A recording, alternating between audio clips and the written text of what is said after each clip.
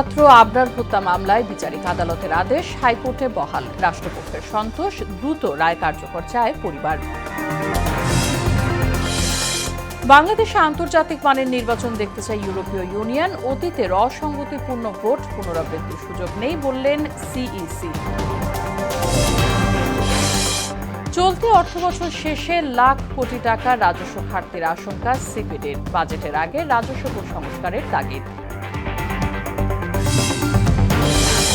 এবং এলাচ বাদে এবার সেমাই, লবঙ্গ সহ বেশিরভাগ মশলা পণ্যের দামই নিম্নমুখী। প্রচুর আমদানি হওয়ায় বাজার সহনীয় বলছে বিক্রেতা।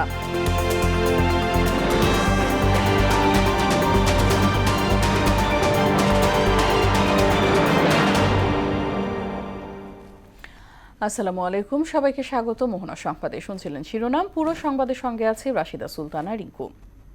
বিস্তারিত। বুয়েট শিক্ষার্থী আবরার ফাহাদ হত্যা মামলায় ২০ জনের মৃত্যুদণ্ড ও ৫ জনের যাবজ্জীবন কারাদণ্ড বহাল রেখেছে হাইকোর্ট। রবিবার বিচারপতি এ.কে.এম. আসাদুজ্জামান ও বিচারপতি সৈয়দ এনায়েত হোসেনের সমন্বয়ে গঠিত হাইকোর্ট বেঞ্চ এই রায় দেন।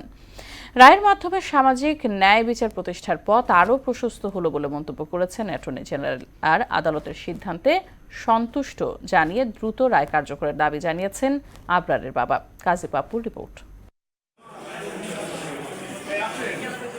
প্রিয় সন্তান বুয়েট শিক্ষার্থী আবরার ফাহাদ হত্যা মামলার রায় শুনতে রোববার সকালে আদালতে আসেন বাবা ও ছোট ভাই ফাইয়াজ। বিচারপতি আসাদুজ্জামান ও বিচারপতি এনায়েত হোসেনের বেঞ্চ সংক্ষিপ্ত রায় পড়ে শোনান। এতে বিচারিক আদালতের দেয়া রায় হুবহু বহাল রাখেন হাইকোর্ট, অর্থাৎ ২০ আসামির ফাঁসি ও ৫ জনের যাবজ্জীবন কারাদণ্ড ঘোষণা করেন আদালত। এতে সন্তোষ জানিয়ে দ্রুত আইনি প্রক্রিয়া শেষ করে রায় কার্যকরের দাবি জানায় আবরারের পরিবার। ৫ আগস্টের পর এক আসামি কারাগার থেকে পালিয়ে যাওয়ায় হতাশা জানান তারা। আমরা আপাতত সন্তুষ্ট, কিন্তু আমরা চাই যাতে দ্রুত এই রায়টা কার্যকর হয়, সেই জন্য এটা ব্যবস্থা করা হয়। ভবিষ্যতে যাতে আর এই ধরনের ঘটনা না ঘটে। যে হচ্ছে তাকে রুমে ডেকে নিয়ে গেছে এবং মারার সময় যে উপস্থিত ছিল এমন একজন হচ্ছে সেখান থেকে পালিয়ে চলে গেছে, কিন্তু সেই জিনিসটা কেন লুকিয়ে রাখা হলো, ইভেন কেন হচ্ছে ৬ মাস পরে জানানো হলো, তা নিয়ে আসলে আমাদের কাছে কোনো পরিষ্কার উত্তরও আসলে এখনো পাই নাই। অন্যদিকে রায়ের ন্যায় বিচার বঞ্চিত করা হয়েছে বলে অভিযোগ করেন আসামি পক্ষের এক আইনজীবী। ন্যায় বিচার বঞ্চিত হয়েছি, কিন্তু আইনের অধীনে, আইনের মাধ্যমে মহামান্য আপিল বিভাগ ছাড়া আমাদের আর কোনো ফোরাম না থাকায় আমরা সেই প্রত্যাশায় রাখতেছি। আদালতের আদেশে সন্তুষ্ট রাষ্ট্রপক্ষ রায়কে ন্যায় বিচারের প্রতীক উল্লেখ করলেন অ্যাটর্নি জেনারেল। আবরার ফাহাদের মৃত্যু আমাদের জাতীয় জীবনে থাই পাহাড়ের মতো ভারী হয়ে আছে। আবরার ফাহাদের মৃত্যু গোটা জাতির মূল্যবোধের শিকড়ে নাড়া দিয়েছে। আবরার ফাহাদের মৃত্যু এক্সপোজ করেছে যে রাজনৈতিক ফ্যাসিজম কিভাবে দিনে দিনে বাড়তে পারে। এই রায়ের মধ্যে দিয়ে সমাজ বার্তা গেল যে আপনি যত শক্তিশালী হন না কেন, আপনার পিছনে যত শক্তি থাকুক না কেন, সত্য একদিন প্রতিষ্ঠিত হবে এবং ন্যায় বিচার প্রতিষ্ঠিত হবে। আবরার হত্যায় জড়িত ২৫ আসামির মধ্যে মৃত্যুদণ্ডপ্রাপ্ত ৪ জন পলাতক। বুয়েটের শেরেবাংলা হলের আবাসিক ছাত্র আবরারকে ২০১৯ সালের ৬ অক্টোবর রাতে ছাত্রলীগের এক নেতার কক্ষে নির্যাতন চালিয়ে হত্যা করা হয়। ওই ঘটনায় ক্ষোভে উত্তাল হয়ে ওঠে বুয়েট এবং পরবর্তীতে শিক্ষায়তনটিতে নিষিদ্ধ হয় ছাত্র রাজনীতি। কাজী পাপ্পু, মোহনা সংবাদ, ঢাকা। জুলাই আগস্ট গণহত্যার প্রথম মামলায় শেখ হাসিনার সহযোগী আসামি হিসেবে অন্তর্ভুক্ত হলেন সাবেক আইজিপি আব্দুল্লাল মামুন। এই মামলায় তাকে আগামী ১৮ মার্চ জিজ্ঞাসাবাদের অনুমতিও দিয়েছে আন্তর্জাতিক অপরাধ ট্রাইব্যুনাল। এদিকে সাভারে আসহাবুল ইয়ামিন হত্যার ঘটনায় আওয়ামী লীগ ও যুবলীগ নেতা সাইদুর রহমান, মিজানুর রহমান ও জাকির হোসেনকে ১৮ মে হাজির করার নির্দেশ দিয়েছেন tribunal.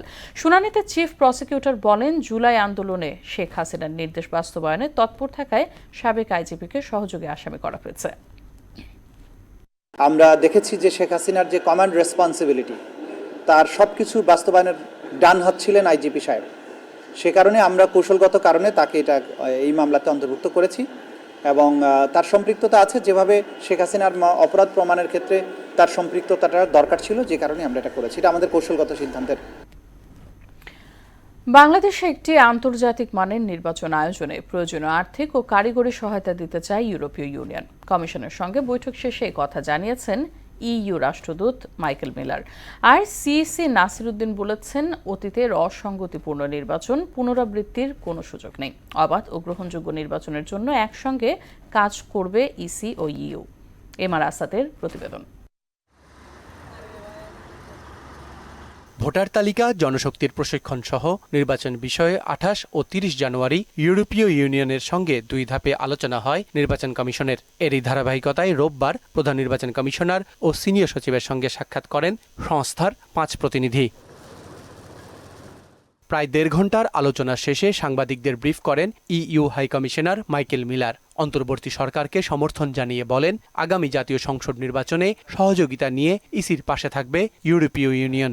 We are here working to support the reform ambitions of the interim government, the conduct of the election commission, that the European Union will support the conduct of elections in this country in line with international standards, and we will do this with a significant financial package as well as offering our experience and expertise, and that this extends as well to an offer to deploy an election observation mission should that be the wish of the authorities here. আন্তর্জাতিক মানের নির্বাচন আয়োজনে ইইউর পরামর্শ আমলে নিয়ে প্রধান নির্বাচন commissioner বলেন, অতীতের অসঙ্গতিপূর্ণ ভোটে ফেরার কোনো সুযোগ নেই। আমরা আমাদের লোকগুলাকে ট্রেনিং দিতে পারি, আমাদের পুলিং অফিসার, প্রিসাইডিং অফিসার এগুলাকে ট্রেনিং দিতে পারি, কিন্তু এখন রাজনৈতিক নেতাদের, ক্যান্ডিডেটদের, এজেন্টদেরকে এটা ট্রেনিং দেওয়ারটা কীভাবে করা যেতে পারে, ওনারা ওদের কাছে সে সাহায্যটা আমরা চেয়েছি।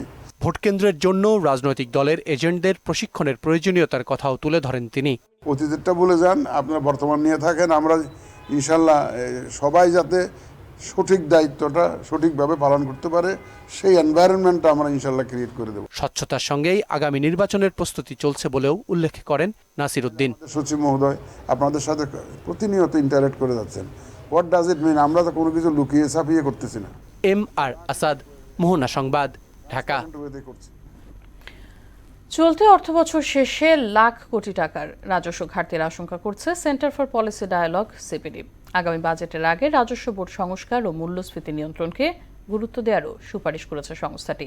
ধানমন্ডিতে এক সংবাদ সম্মেলনে এসব সুপারিশ করেন সংস্থার নির্বাহী পরিচালক ফাহমিদা খাতুন। বলেন, বিদ্যুৎ ও জ্বালানি খাতে আর্থিক সংকটের দুষ্ট চক্রকে ভাঙার বিকল্প নেই।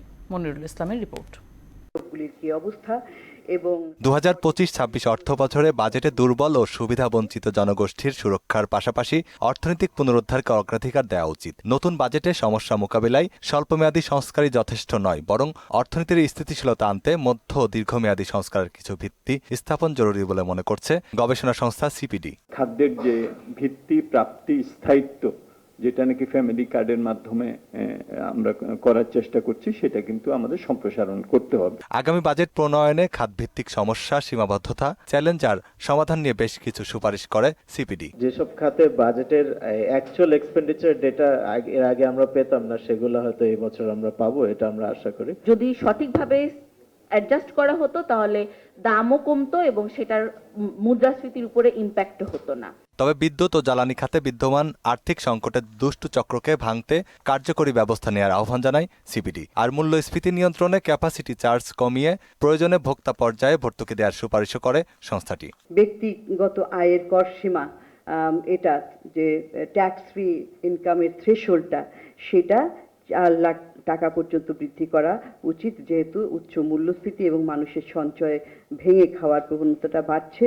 সেই প্রেক্ষিতে যাতে কিনা মানুষের উপর, নিম্ন আয়ের মানুষের উপরে একটা মূল্যস্ফীতির চাপটা কম থাকে। আর ক্ষতিকর কিন্তু বহুল ব্যবহৃত এমন কিছু পণ্যের সর্বজনীন আবগারি শুল্ক আরোপের প্রস্তাবও দেয় সিপিডি। কথা বলেন মুদ্রানীতি আর করনীতি নিয়েও। কর আদায়টা ত্বরান্বিত হবে, সেইগুলো বিবেচনা রেখেও আমরা যদি হিসাব করি তাহলে বছরের শেষে রাজস্ব ঘাটতি 1,05,000 কোটি টাকা পর্যন্ত পৌঁছাতে পারে। বর্তমান পরিস্থিতিতে সামষ্টিক অর্থনৈতিক ব্যবস্থাপনা সুচারুভাবে সম্পন্ন করাই মূলনীতি হওয়া উচিত। উচ্চ মূল্যস্ফীতি নিয়ন্ত্রণের কারণে রাজস্ব সক্ষমতা যেমনি বাড়বে, তেমনি বৈদেশিক মুদ্রার মজুতও স্থিতিশীল সম্ভব। উচ্চ মূল্যস্ফীতি নিয়ন্ত্রণ করার মাধ্যমে এই স্থিতিশীলতাটা পুনরুদ্ধার করা, বৈদেশিক মুদ্রার রিজার্ভ সেটা স্থিতিশীল রাখা এবং রাজস্ব ব্যবস্থার সক্ষমতাটা বৃদ্ধি করা, এটি হচ্ছে মূল বিষয়। মনিরুল ইসলাম, মোহনা সংবাদ, ঢাকা। এবারের ঈদবাজারে সেমাই, চিনি, লবঙ্গ, দারুচিনি সহ বেশিরভাগ মশলা পণ্যের দামই গত বছরের তুলনায় নিম্নমুখী। তবে কেজিতে ১,৫০০ টাকারও বেশি বেড়েছে এলাচের দাম। ব্যবসায়ীরা বলছেন, প্রচুর আমদানির পাশাপাশি সিন্ডিকেট না হওয়ায় এখন পর্যন্ত স্থিতিশীল রয়েছে বাজার। মাহবুব হাসান রিপন জানাচ্ছেন বিস্তারিত। গত কয়েক বছর যাবৎ মানুষের দৈনন্দিন জীবনে বড় ভিলেন নিত্যপণ্য সহ বিভিন্ন জিনিসপত্রের অস্বাভাবিক দাম। ক্ষমতাচ্যুত আওয়ামী লীগ সরকারের অন্যতম ব্যর্থতাও ছিল নিত্যপণ্যের দাম কমাতে না পারা। তেমনি অন্তর্বর্তী সরকারও মেয়াদের প্রথম ৪-৫ মাসের চেষ্টায় তেমন একটা সফল হয়নি। তবে কিছুটা ভিন্ন চিত্র দেখা যাচ্ছে রমজান মাসে। এবারের ঈদবাজারে সেমাই, চিনি ও মশলার দাম গত বছরের তুলনায় বেশিরভাগ ক্ষেত্রেই নিম্নমুখী।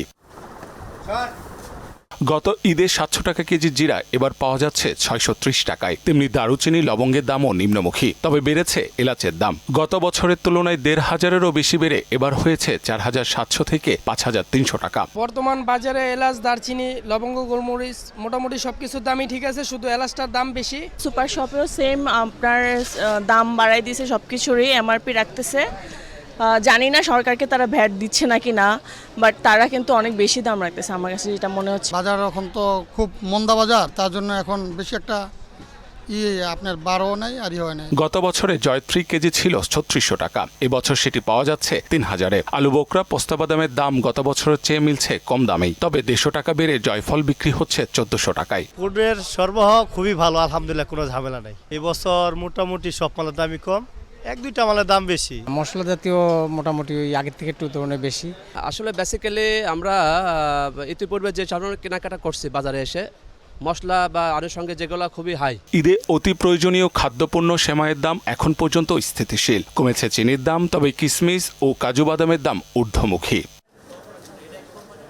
মাহবুব হাসান রিপন, মোহনা সংবাদ, ঢাকা। দেশের বাইরের খবর। যুক্তরাষ্ট্রের সংবাদ মাধ্যম ভয়েস অফ আমেরিকার ১৩ শতাধিক কর্মীকে বাধ্যতামূলক ছুটি সহ আরও ২ মার্কিন সংবাদ মাধ্যমের তহবিল বন্ধ করে দেওয়া হয়েছে।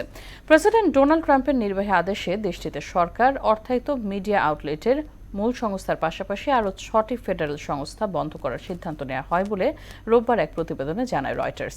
সংবাদ মাধ্যমটির দাবি, প্রেসিডেন্টের বাজেট কমানোর নির্দেশের ফলে অনুদান হ্রাস পাওয়ায় বিপর্যয়ের মুখে পড়েছে তাদের কার্যক্রম।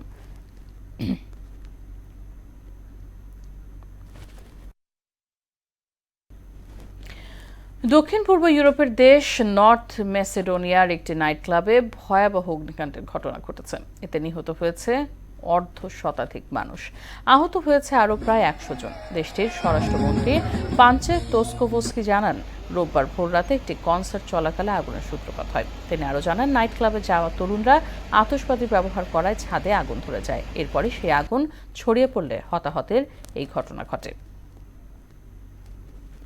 খেলার খবর। ফুটবল।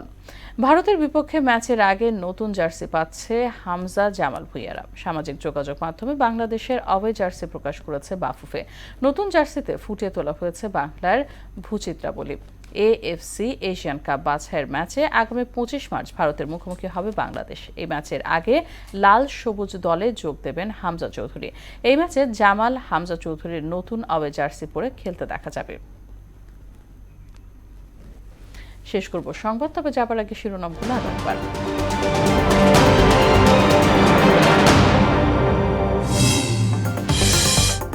বুয়েট ছাত্র আবরার হত্যা মামলায় বিচারিক আদালতের আদেশ হাইকোর্টে বহাল, রাষ্ট্রপক্ষের সন্তোষ, দ্রুত রায় কার্যকর চায় পরিবার।